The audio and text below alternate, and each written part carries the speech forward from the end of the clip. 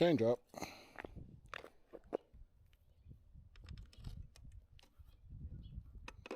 Ooh, that's bad.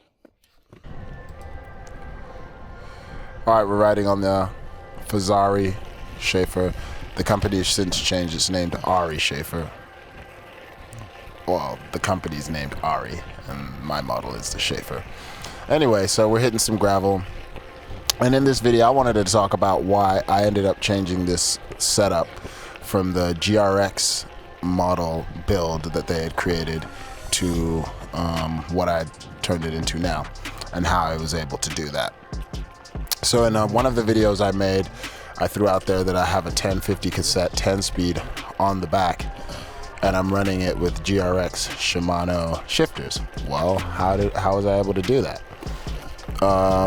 For those of you who are hip to the YouTube cycling, you may have heard of a gentleman who runs a channel, Trace Velo.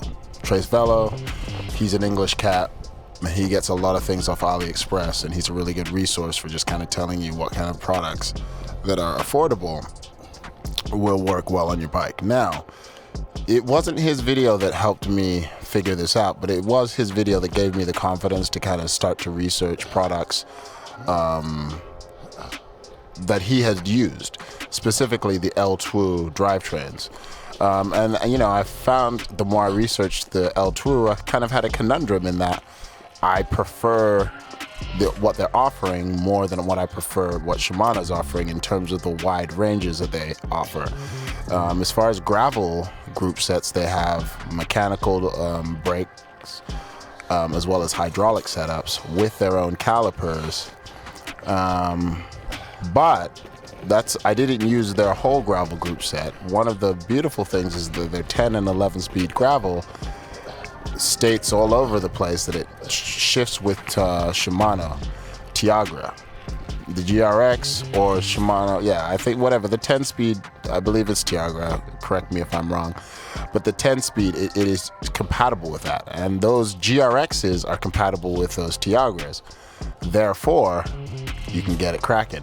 On my past build, I used Tiagra shifters with a Derailleur, so I'm very into STI with mountain bike components. That's the one thing that bothers me about this whole gravel group set, is all a gravel group set is a STI shifter that can pull on a mountain bike derailleur. It's like, you don't need to make it this cute little marketing thing. That's all it is. Like, that's what I was running back in the day to get a wider range. With a 3x, I was running that 1136 or something, 1134, which is bigger than the General Road cassettes at the time. So I was all on board with running just one by and a large cassette. You know, I'm not a competitive rider, like I've said before, so I just wanted to have fun and get around. So when this drivetrain eventually failed, which will happen in this video, is eventually this drivetrain, it was a poor setup from the beginning. I had problems since the day it came out the box. It was a closeout deal. It was a good price, so I guess I can't complain.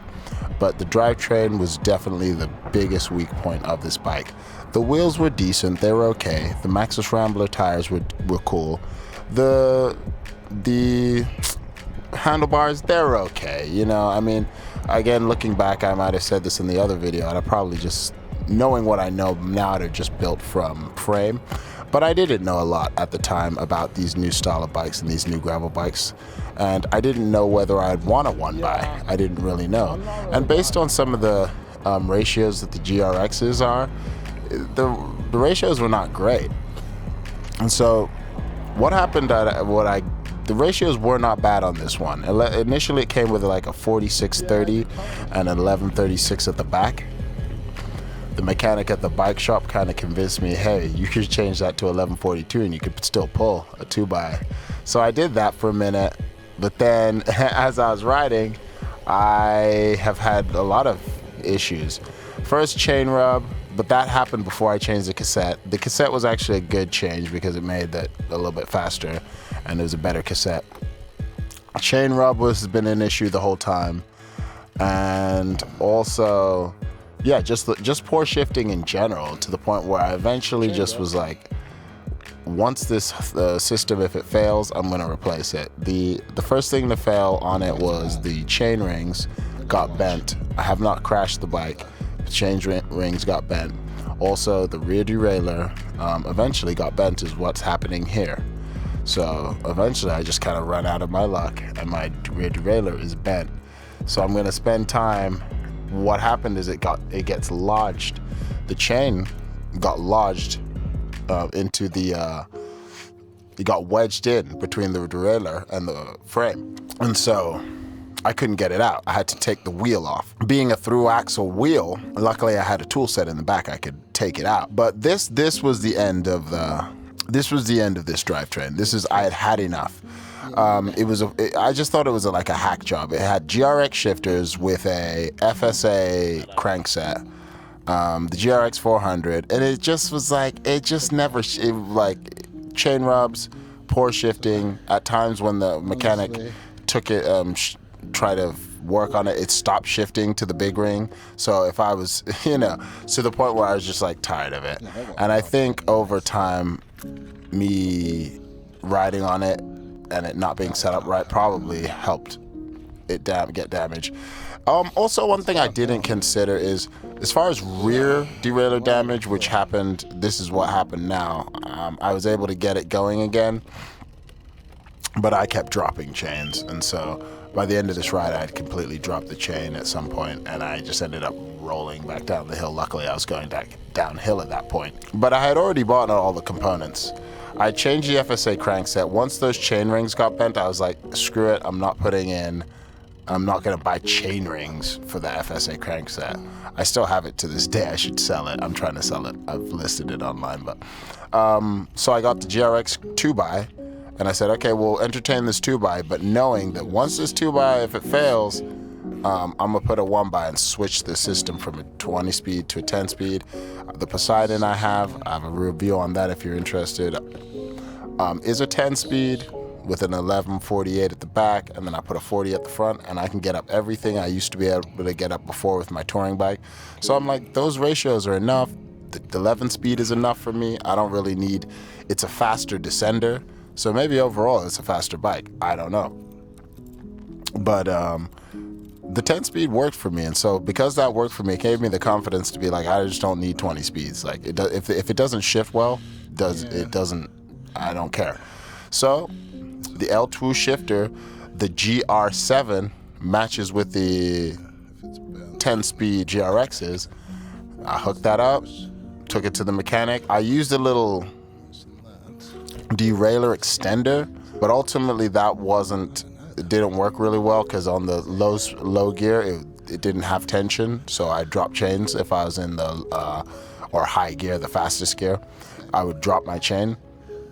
So what happens is when I took it back to the mechanic, they used like a wolf tooth extender, which has worked nicely. It's been lovely. The shifting has gone well. The derailleur has even, when I switched wheels to my carbon wheel set, I had to re-index it myself. I was able to do it without a problem. So the Ltwoo Gr7 shifts with the GRX400 Shimano shifters. So I took out that front derailleur. All it is a brake now, and I just use the front. I couldn't be happier. I would never go back.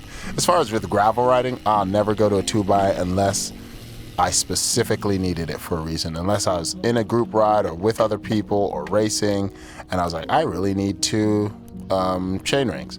But other than that, in terms of just having fun, it's been so good to just go to the GRX, go to the Ltwoo to get that 1150 in the back, and I feel like I can get up anything, and I have a 42 up front, so it still feels fast.